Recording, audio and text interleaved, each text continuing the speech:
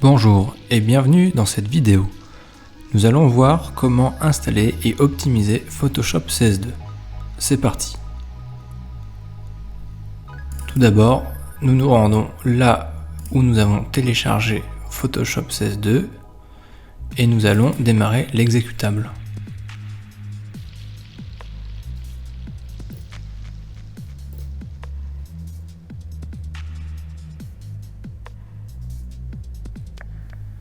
Donc nous allons faire suivant, en français, accepter. Alors là vous mettez les initiales que vous voulez. Et dans la troisième, vous allez mettre le numéro de série. Alors si vous téléchargez la version pour Windows, ce sera ce numéro de série là. Mais le numéro de série est différent si vous êtes sur Mac. Donc là je fais coller, ça ne fonctionne pas, donc je vais faire CTRL V. Suivant. Donc là, ce sont les associations de fichiers. Donc bon, le mieux c'est de laisser par défaut. Suivant. Installer.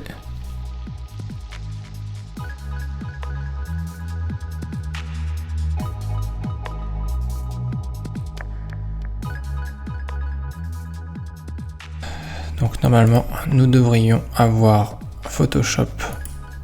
Adobe Photoshop CS2. Donc nous allons démarrer.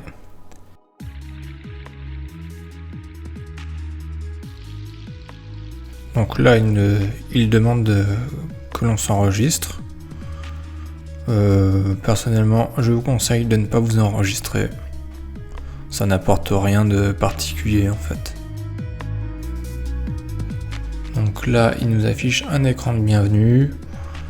Je vous conseille de décocher la case et de faire fermer, comme ça la prochaine fois que vous ouvrirez Photoshop, il n'affichera plus cette fenêtre. Donc ça vous fera gagner du temps. Donc là, il nous demande si on veut exécuter Adobe Updater.exe, donc c'est le programme qui sert à mettre à jour Adobe. On va faire oui. Et donc là, on va décocher rechercher automatiquement des mises à jour parce qu'en fait il n'y en a plus et on devrait être bon. Alors nous allons voir tout d'abord une petite chose. Je vais refermer le programme et je vais l'ouvrir tout de suite. Vous allez voir pourquoi. On va voir s'il nous réaffiche la fenêtre. Voilà. Alors là il nous affiche la fenêtre d'enregistrement. Et en réalité, quand je marque « Je ne m'enregistre pas », il ne retient pas notre choix, notre décision. Donc en fait, à chaque fois qu'on va redémarrer, il va nous afficher cette même fenêtre. Alors, il existe une astuce pour s'en débarrasser définitivement. Donc pour cela, nous allons quitter à nouveau Photoshop. Et ce que nous allons faire, en fait, c'est l'ouvrir, mais cette fois-ci on va l'ouvrir avec les privilèges administrateurs. Donc j'ai fait un clic droit, je vais dans la section plus et là je fais exécuter en tant qu'administrateur. Et cette fois-ci il va retenir cette option là de façon définitive. Comme ça elle ne nous embêtera plus à l'avenir.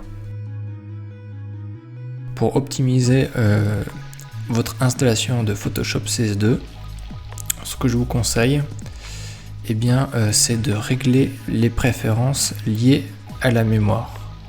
Voilà. Donc il faut cliquer sur mémoire et mémoire cache. Et en fait là, il est un peu long. Donc ce que je vous conseille, c'est d'avoir au minimum 2 gigaoctets de mémoire.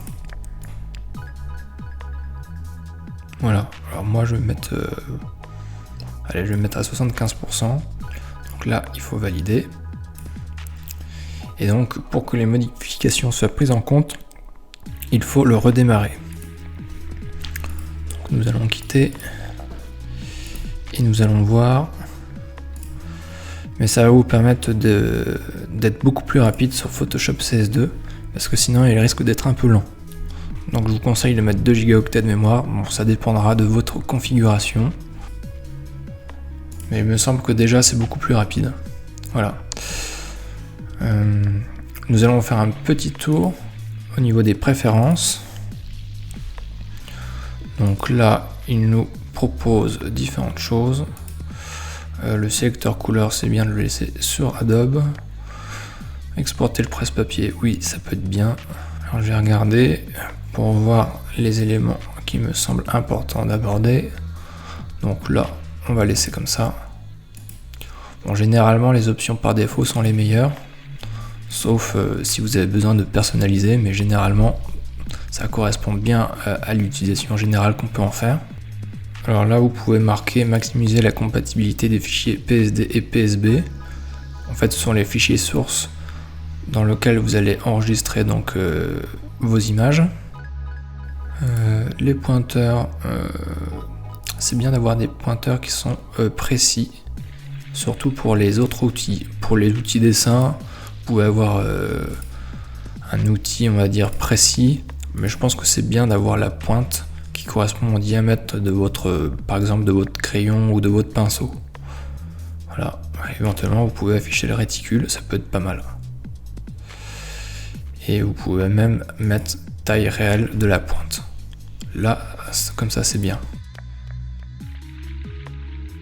Alors pour les unités, alors ça dépendra de ce que vous voulez faire. Personnellement, moi j'aime bien travailler en pixels pour les règles et en points pour le texte. Donc voilà, nous venons de faire un tour d'horizon des paramètres de Photoshop CS2 pour en optimiser l'utilisation. J'espère que cette vidéo vous a plu. Je compte faire prochainement une vidéo sur Photoshop CS2 et ses exemples d'utilisation sous forme de mini tutoriel pour vous aider dans l'apprentissage de celui-ci. Si ça vous intéresse, n'hésitez pas à vous abonner et en attendant, je vous dis à la prochaine.